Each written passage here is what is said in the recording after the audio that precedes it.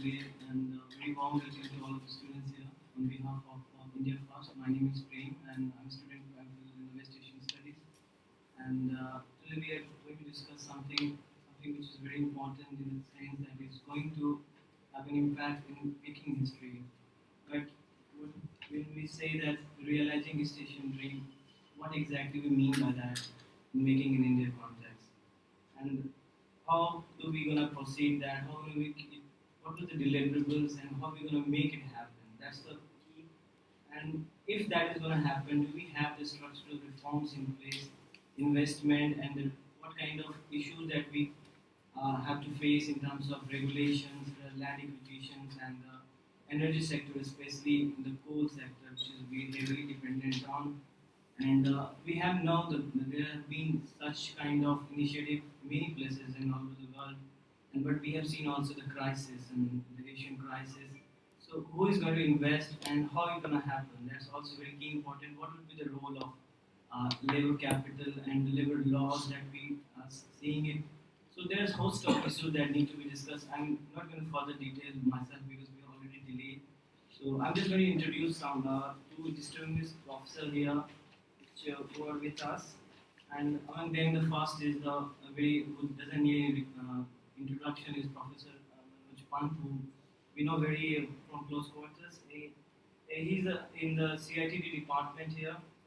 He is also a profound speaker speaking on WTO issues on platforms, including as an expert member of the Ministry of Commerce on Environmental Issues in WTO. He has also steered with Planning Commission, Ministry of HRD, and he also was on the project review committee on the Department of Science and as the chairman there, and also he was related to Department of Scientific and Industrial Research. He writes quite often for Economic Times, and he has also written a book which is quite popular. Is famous is FDI in India Issues Involved. And another guest we have here with us is very distinguished Mr. Hindol Sengupta. He is the editor-at-large of Indian edition of the Fortune magazine.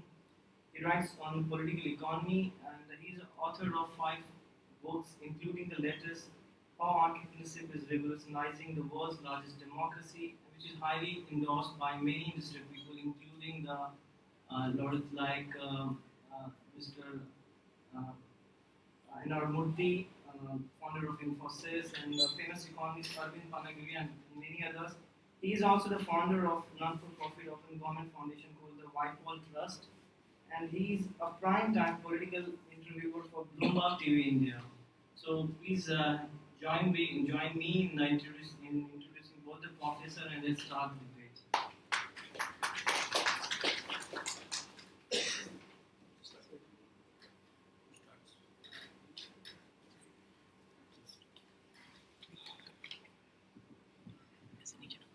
Thank you for the introduction. I'm going to keep it very short because I have a serious time constraint.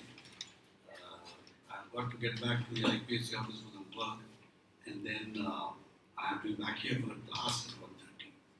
So, what I'll do is I'll just make 2-3 points which I was making while I was on my way here.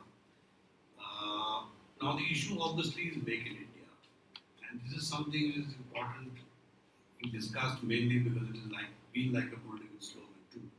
So I'm going to leave aside the politics and try to see what I think this particular slogan may mean or should not mean and what it implies. Now, first point is definitional.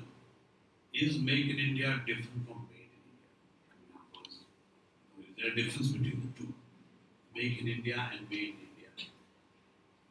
Now, Made in India is a very old sort of slogan, and let me tell you why I think the Make in India is meant to be somewhat different from the original Made in India. For some reason, Made in India was associated with nationalism.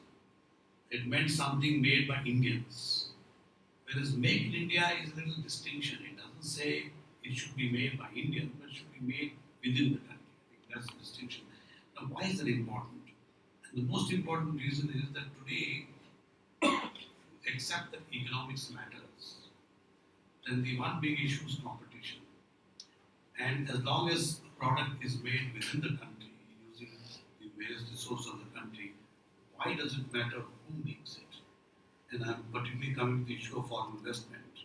Uh, does it matter? Now, why is foreign investment important? I'm going to come to the second part as to why it becomes important. Foreign investment has become more of a political thing than economics.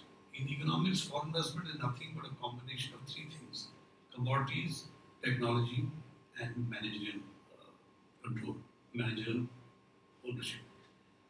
So it brings together both commodities and services on one platform, as distinct from trade, which deals only with commodities. Now, why do we need to look at foreign investment in particular? First of all, the myth.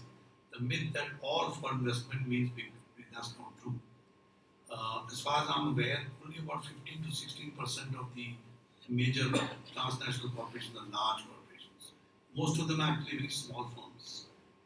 Particularly those coming from Japan, South Asia, then Taiwan is a country with many multinationals, all very small firms, they're no large firms. So that myth has to go.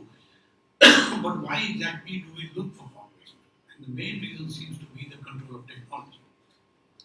And the issue is that if you're going to move forward in any economy, then should you try to sort of reinvent the wheel? It doesn't make any sense. And I'm going to give you a third issue.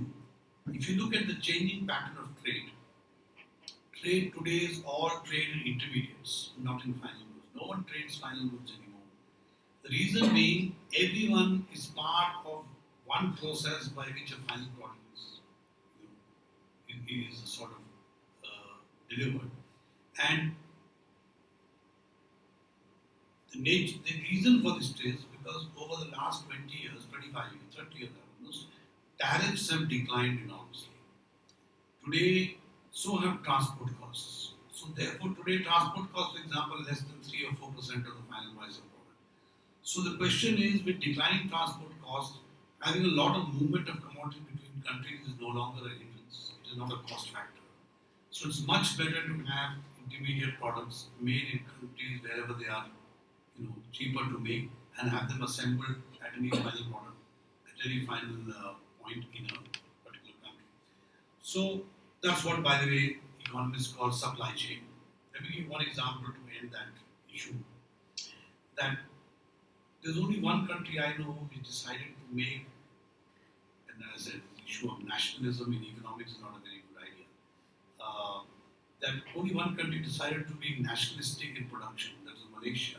About 8-9 years back, they decided to make a car entirely based on Malaysian resources. They called it Proton. After 3 years, it was a complete failure. And today, they are now collaborating with Volkswagen to make a car which is a little more a world car. Second question: is Toyota a made in Japan car? Not at all true. It's made all over the world. In fact, those of you who ever get the chance to travel to Japan will find that parts for cars in Japan are far more expensive than in Japan itself, because of their own policy of high tax. So this business of any one country being the only one which makes a particular product is quite untrue.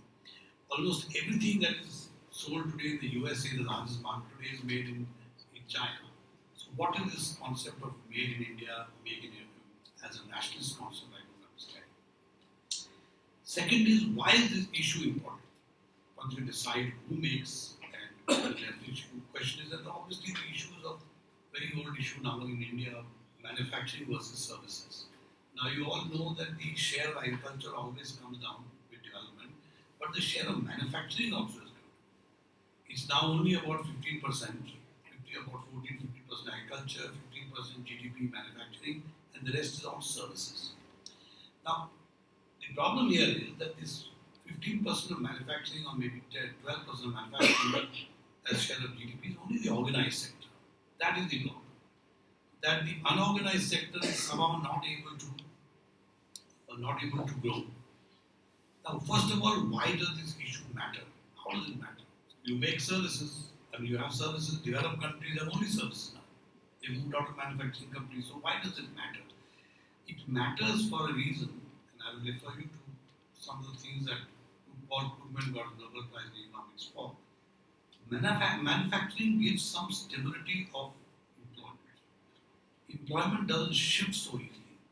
If there's a steel factory in Bihar, then if costs change, overnight the steel factory does not shift to, let's say, Maharashtra. Maharashtra or Tamil Nadu. Because there are a lot of costs. So the fixed costs that are involved in manufacturing are what give it a certain fixity. Over time, of course, things may change, like as has happened in developed countries. At one time in the 70s, the largest producers of steel were the Europeans and the Americans. Today, none of the Europeans and Americans, except for Germany, even make steel. It's all switched to developing countries, mainly India and China. So over time, happens, but does not happen very quickly.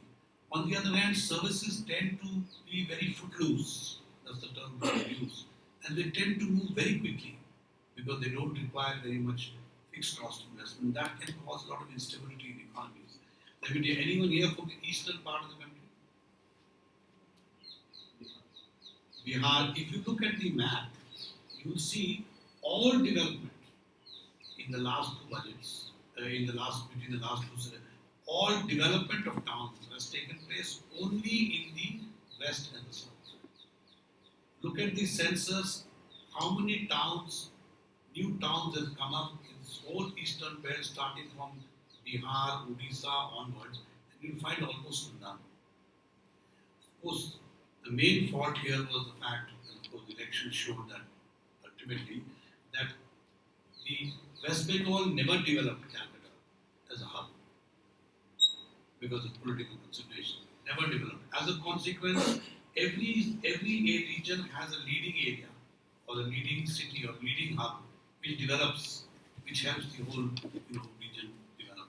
It did not happen in East India. That is one reason why these parts of the country are not the poorest. So I'm saying in these situations, if you have footloose industries like services are, it causes a lot of political problems in the federal setup. And I think that's why it's whole attention to manufacturing. Let me end with saying, but then why is manufacturing not moving? And there are a number of possibilities.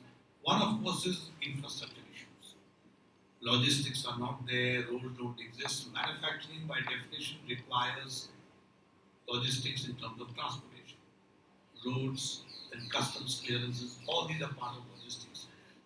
Now, this is the reason and recognition of the reason why the governments in the last 2 years, maybe even 3 years in the budgets, have been focusing a lot on the infrastructure development. The earlier government tried the PPP mode, for example, it doesn't work well. I think the new government thinking of calling it something different, but whatever. The point is, infrastructure is certainly a constraint why it hasn't developed.